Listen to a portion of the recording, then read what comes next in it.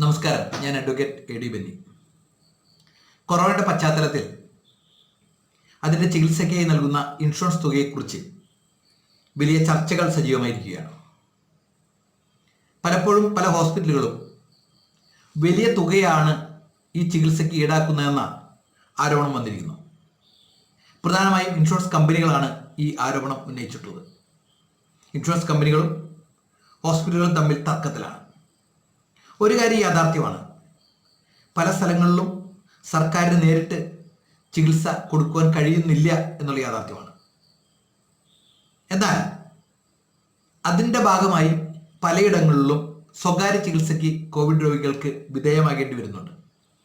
ചിലർ കുറച്ചുകൂടി മികച്ച ചികിത്സ ലഭിക്കുന്നതിന് വേണ്ടി അത്തരം സ്വകാര്യ ആശുപത്രികളെ ആശ്രയിക്കുന്ന സമീപനമുണ്ട്. ഇങ്ങനെ ആശ്രയിക്കുന്ന ഘട്ടത്തിൽ അതിനീടാക്കുന്ന ചാർജ് വളരെ വ്യത്യസ്തമായ രീതിയിലാണ് ഇപ്പോൾ കണ്ടുകൊണ്ടിരിക്കുന്നത്. അതിനൊരു ഏകദാനത ഇല്ല. 2 ലക്ഷം മുതൽ 8 ലക്ഷം രൂപ വരെ വരുന്ന ക്ലെയിമുകളാണ് ഇൻഷുറൻസ് കമ്പനികളുടെ മുമ്പിൽ വരുന്നതെന്നാണ് ഇൻഷുറൻസ് കമ്പനികൾ പറയുന്നത്.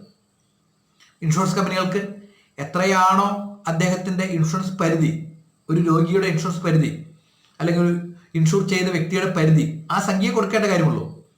പക്ഷേ വലിയ തുക ആവശ്യപ്പെടുകയാണ്.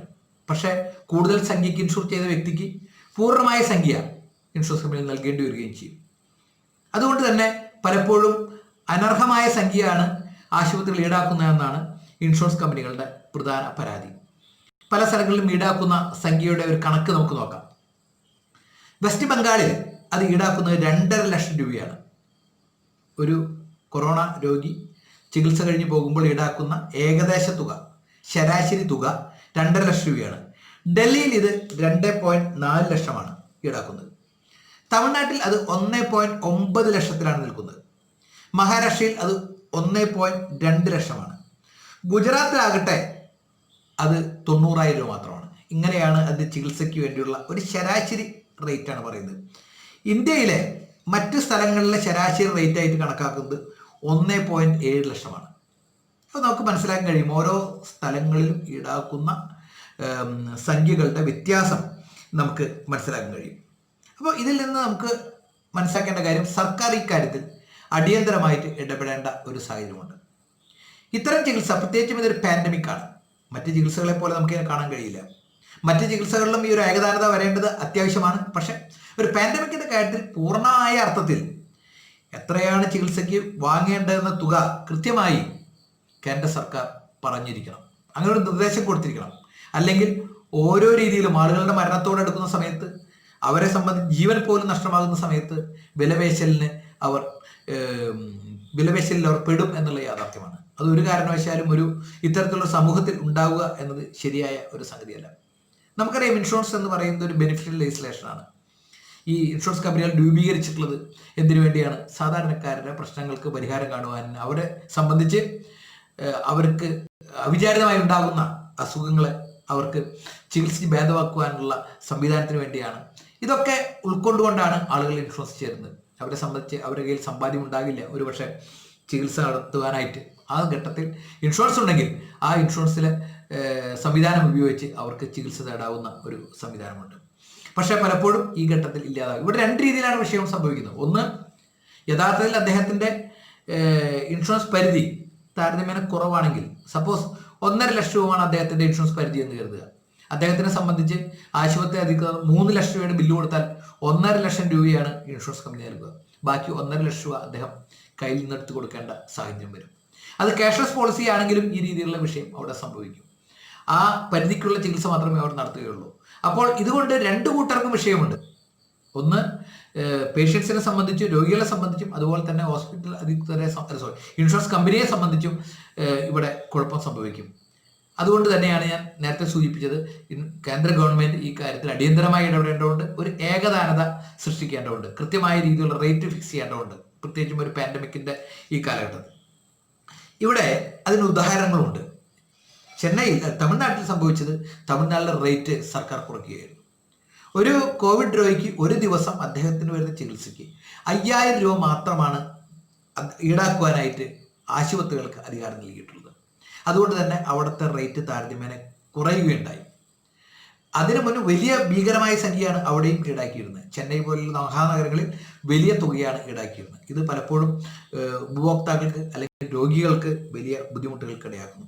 മറ്റൊരുപാട് വിഷയങ്ങളും ഇതിനോട് ബന്ധപ്പെട്ട സംഗതികളുണ്ട്. ഒരു ആശുപത്രിയെ സംബന്ധിച്ച് അതിൻ്റെ ചാർജ് ആരാണ് നിശ്ചയിക്കുക എന്ന് പറഞ്ഞു കഴിഞ്ഞാൽ അത് ഇന്നത്തെ നിലയിൽ അത് ആശുപത്രിയാണ് നിശ്ചയിക്കുക. അതാണ് ഇന്നത്തെ നിയമവ്യവസ്ഥ.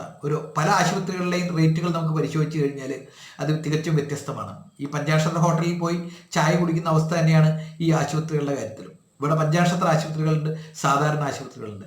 ഈ ആശുപത്രികൾ റേറ്റ് വളരെ വ്യത്യസ്തമായ രീതിയിലാണ്. അത് ഉപഭോക്താക്കൾ ഇന്നത്തെ നിയമം അനുസരിച്ച് കൊടുക്കാൻ ബാധ്യസ്ഥരാണ്. അത് നമുക്ക് ചോദ്യം ചെയ്യാൻ കഴിയാത്ത ഒരു സാഹചര്യമുണ്ട്. തീർച്ചയായിട്ടും അതിലൊരു മാറ്റം വരേണ്ടതുണ്ട്. രോഗികളെ സംബന്ധിച്ച് ഒരു പ്രത്യേക ചികിത്സയ്ക്ക് ഒരു പ്രത്യേക റേറ്റ് ഈടാക്കുന്ന രീതിയിലേക്ക്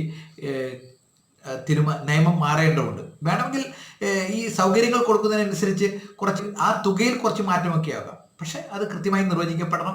അത് എത്രയാണ് നിശ്ചയിക്കപ്പെടണം. അതൊക്കെ നിർബന്ധമായും വേണ്ടതാണ്. പലപ്പോഴും ആളുകൾ ആശുപത്രിയിൽ പ്രവേശിക്കുന്ന സമയത്ത് അവരുടെ ചികിത്സയ്ക്ക് എത്ര രൂപ വരും എന്നുള്ളതിനെക്കുറിച്ച് അജ്ഞാതരാണ്. പറഞ്ഞ തുകയേക്കാളൊക്കെ വലിയ തുകയാണ് പിന്നീട് വരുന്ന സാഹചര്യങ്ങൾ ഉണ്ടാകുന്നത്. അപ്പോൾ ഇതൊക്കെ ഭേദഗതി ചെയ്യപ്പെടേണ്ട സംഗതികളാണ്. അതുകൊണ്ട് തീർച്ചയായിട്ടും ഭരണകൂടം ഈ വിഷയത്തിൽ ഇടപെടേണ്ടതുണ്ട്. ഭരണകൂടം തീർച്ചയായിട്ടും ഇതിൻ്റെ ചാർജ് നിശ്ചയിക്കാൻ തയ്യാറാവണം. അതുപോലെ തന്നെ മറ്റൊരു പ്രധാനപ്പെട്ട കാര്യം, ഒരു രോഗിക്ക് എന്ത് ചികിത്സ കൊടുക്കണം എന്നുള്ള കാര്യത്തിൽ ഇന്നത്തെ സാഹചര്യത്തിൽ അത് ആശുപത്രിക്ക് നിശ്ചയിക്കാൻ കഴിയുള്ളൂ. അത് നമ്മൾ മനസ്സിലാക്കി പോകേണ്ട ഒരു കാര്യമാണ്. പലപ്പോഴും ഈ കൊറോണയുമായി ബന്ധപ്പെട്ട കാര്യമായി പറയുകയല്ല ഞാൻ, പലപ്പോഴും ആശുപത്രിയിൽ നിന്നുള്ള ഡോക്ടർമാർ പറയും ഈ പേഷ്യൻ്റ് ഇവിടെ കിടത്തി ചികിത്സ അനിവാര്യമാണെന്ന് പറയും. അങ്ങനെ കിടത്തി ചികിത്സിക്കും. അവസാനം ക്ലെയിം കൊടുക്കുമ്പോഴാണ് ഇൻഷുറൻസ് കമ്പനി പറയുക ഇങ്ങനെ കിടത്തി ചികിത്സിക്കേണ്ട കാര്യം ഈ ചികിത്സയ്ക്കില്ല, മറിച്ച് ഈ ചികിത്സ അല്ലാതെ തന്നെ നടത്താവുന്നതാണ്, അതുകൊണ്ട് ഞങ്ങൾ ക്ലെയിം കൊടുക്കാൻ ബാധ്യസ്ഥരല്ല എന്ന് പറയുന്ന ഒരു വാദവുമായി ഉപഭോക്താവിന് നേരെ തിരിയുക. ഇവിടെ ഉപഭോക്താവാണ് ക്രൂശിക്കപ്പെടുന്നത്. ഉപഭോക്താവിനെ സംബന്ധിച്ച് അല്ലെങ്കിൽ ഇൻഷുറൻസ് എടുത്ത ആളെ സംബന്ധിച്ച് ആശുപത്രി പറയുന്നു കിടത്തി ചികിത്സിക്കണം, ഇന്ന ടെസ്റ്റുകൾ ചെയ്യണം, ഈ ടെസ്റ്റുകളൊക്കെ ചെയ്താൽ മാത്രമേ നിങ്ങളുടെ രോഗം മാറുകയുള്ളൂ എന്ന് പറഞ്ഞ് ചികിത്സയ്ക്ക് വിധേയനാകുമ്പോൾ പിന്നീട് അദ്ദേഹം ക്ലെയിമുമായി ഇൻഷുറൻസ് കമ്പനിയെ സമീപിക്കുമ്പോൾ ഉണ്ടാകുന്നത് അവർ പറയുന്നു ഈ ചികിത്സ മുഴുവൻ അനാവശ്യമായിരുന്നു എന്നാണ്. അങ്ങനെ പറയാൻ ഇൻഷുറൻസ് കമ്പനി കഴിയുമോ എന്നുള്ളതാണ് മറ്റൊരു പ്രധാനപ്പെട്ട ചോദ്യം. ഇൻഷുറൻസ് കമ്പനി പറയുന്നു നിങ്ങൾക്ക് എവിടെ വേണമെങ്കിൽ ചികിത്സിക്കാം, അല്ലെങ്കിൽ നിങ്ങൾക്ക് സർക്കാർ ആശുപത്രിയിൽ ചികിത്സിക്കാം, അല്ലെങ്കിൽ സ്വകാര്യ ആശുപത്രിയിൽ ചികിത്സിക്കാം എന്ന് പറഞ്ഞ് നമ്മളൊരു സ്വകാര്യ ആശുപത്രിയെ സമീപിക്കുമ്പോൾ എങ്ങനെയാണ് പിന്നീട് ഇൻഷുറൻസ് കമ്പനിക്ക് പറയാൻ കഴിയുക നിങ്ങൾക്ക് നടത്തിയ ചികിത്സ ശരിയല്ല എന്നുള്ളത്? ഇൻഷുറൻസ് കമ്പനിക്ക് അത് പരിശോധിക്കാനുള്ള സംവിധാനമില്ല. എന്തായാലും ഇൻഷുറൻസ് കമ്പനി നേരിട്ട് നമുക്ക് ചികിത്സ നൽകുന്നില്ല. അപ്പോൾ നമുക്കൊരു ആശുപത്രിയെ ആശ്രയിച്ചേ മതിയാവും. ആ ആശുപത്രി നൽകുന്ന ചികിത്സ അത് ഇൻഷുറൻസ് കമ്പനി വിശ്വസിച്ചേ മതിയാകും. അല്ലെങ്കിൽ അത്തരത്തിൽ ഇൻഷുറൻസ് കമ്പനിക്ക് കബളിപ്പിക്കപ്പെട്ടു എന്ന് തോന്നുന്നുണ്ടെങ്കിൽ ആ ഇൻഷുറൻസ് കമ്പനി ബന്ധപ്പെട്ട ആശുപത്രിക്കേറെ നിയമ നടപടികളുമായി മുന്നോട്ട് പോകട്ടെ, അല്ലെങ്കിൽ സർക്കാരിന്റെ ശ്രദ്ധയിൽ അത് പെടുത്തട്ടെ. അല്ലാതെ ഉപഭോക്താക്കളെ സംബന്ധിച്ച് ഉപഭോക്താക്കൾ അല്ലെങ്കിൽ ചികിത്സ ഇടുന്ന ആളുകളോട് പിന്നീട് പറയുന്നു നിങ്ങളുടെ ചികിത്സ അനാവശ്യമായിരുന്നു, അത് ആശുപത്രി അധികൃതർ അത് തെറ്റായി നൽകിയ ചികിത്സയാണ്, നിങ്ങളും ആശുപത്രി അധികൃതർ ഒത്തുചേർന്നുകൊണ്ടാണ് ഇത്തരത്തിൽ ചികിത്സയ്ക്ക് വിധേയനായത് എന്ന് പറയുന്ന വാദം ഒക്കെ ഇൻഷുറൻസ് കമ്പനികൾ എടുക്കുന്നത് ശരിയായ ഒരു നിലപാടല്ല. അതും തടയപ്പെടേണ്ട ഒരു സംഗതിയാണ്. അപ്പോൾ ഇവിടെ ഉപഭോക്താവിനെ സംബന്ധിച്ച് അല്ലെങ്കിൽ ഒരു രോഗിയെ സംബന്ധിച്ച് രണ്ട് തരത്തിലും, അതായത് ഇൻഷുറൻസ് കമ്പനിയുടെ ഭാഗത്തു നിന്നും അതുപോലെ തന്നെ ആശുപത്രിയുടെ ഭാഗത്തു നിന്നും വലിയ രീതിയിലുള്ള ചൂഷണമാണ് നടന്നുകൊണ്ടിരിക്കുന്നത്. ഒന്ന്, ആശുപത്രി അധികൃതർ നടത്തുന്ന ചികിത്സ എത്രമാത്രം ശരിയാണ് എന്നൊക്കെ പറയാൻ കഴിയില്ല. ഇൻഷുറൻസ് ഉണ്ട് എന്നറിഞ്ഞാൽ തന്നെ നമ്മുടെ ചികിത്സയുടെ പലപ്പോഴും കാഠിന്യം കൂടുന്ന ഒരു സാഹചര്യവും പലപ്പോഴും നമ്മൾ കാണാറുണ്ട്. അങ്ങനെയുള്ള ചികിത്സ നമുക്ക് നൽകേണ്ടതുണ്ടോ, അത് ചികിത്സ അനിവാര്യമാണോ, അല്ലെങ്കിൽ അനാവശ്യ ചികിത്സയാണോ നൽകേണ്ടത്, ഇതൊക്കെ സർക്കാർ ഇടപെട്ട് പരിശോധിക്കേണ്ട സാഹചര്യമുണ്ട്. അപ്പോൾ ഇവിടെ രണ്ട് തലത്തിലും, അതായത് ആശുപത്രി തലത്തിലും അതുപോലെ തന്നെ ഇൻഷുറൻസ് കമ്പനിയുടെ തലത്തിലും ഉപഭോക്താവ് ചൂഷണം ചെയ്യപ്പെടാതെ ഇരിക്കേണ്ട ഒരു സാഹചര്യമുണ്ട്. നമുക്കറിയാം അത്ര വലിയ സാമ്പത്തിക ബുദ്ധിമുട്ടുകളിലൂടെയാണ് സാധാരണക്കാർ കടന്നു പോയിക്കൊണ്ടിരിക്കുന്നത്. ഒരു ആശുപത്രിയിൽ പ്രവേശിക്കുക എന്നൊക്കെ പറഞ്ഞു കഴിഞ്ഞാൽ വലിയ ധനച്ചെലവ് വരുന്നൊരു സാഹചര്യമാണ്. അതിനുവേണ്ടിയാണ് ഇൻഷുറൻസ് ക്ലെയിമുകൾ എടുക്കുന്നത്, പോളിസികൾ എടുക്കുന്നത്. അവസാനം ആശുപത്രിയിൽ നിന്ന് അനാവശ്യമായ ചികിത്സയും അവസാനം അതിൻ്റെ തുക ലഭിക്കാത്തൊരു സാഹചര്യമൊക്കെ വന്നു കഴിഞ്ഞാൽ എത്രമാത്രം ബുദ്ധിമുട്ട് അത് സൃഷ്ടിക്കും എന്നുള്ളത് നമ്മൾ മനസ്സിലാക്കേണ്ട ഒരു സംഗതിയാണ്. എന്തായാലും ഉപഭോക്താക്കൾ ഈ വിഷയത്തിൽ കുറച്ചുകൂടി ശ്രദ്ധയോടുകൂടി ഇടപെടേണ്ടതുണ്ട്. ഇത്തരം കാര്യങ്ങൾ അതാത് ഘട്ടങ്ങളിൽ പോളിസി ചേർത്താൻ വരുന്ന സമയത്ത് അവരോടും അതുപോലെ ചികിത്സയ്ക്ക് മുന്നേ ആശുപത്രി അധികൃതരോടും ചോദിച്ച് മനസ്സിലാക്കേണ്ടതുണ്ട്. എന്നാൽ മാത്രമേ ഈ വിഷയത്തിൽ കുറച്ചുകൂടി നിലപാടുകൾ ശക്തമാവുകയുള്ളൂ. ഭരണകൂടം ഇതിൽ കർശനമായി ഇടപെടേണ്ടതുണ്ട്.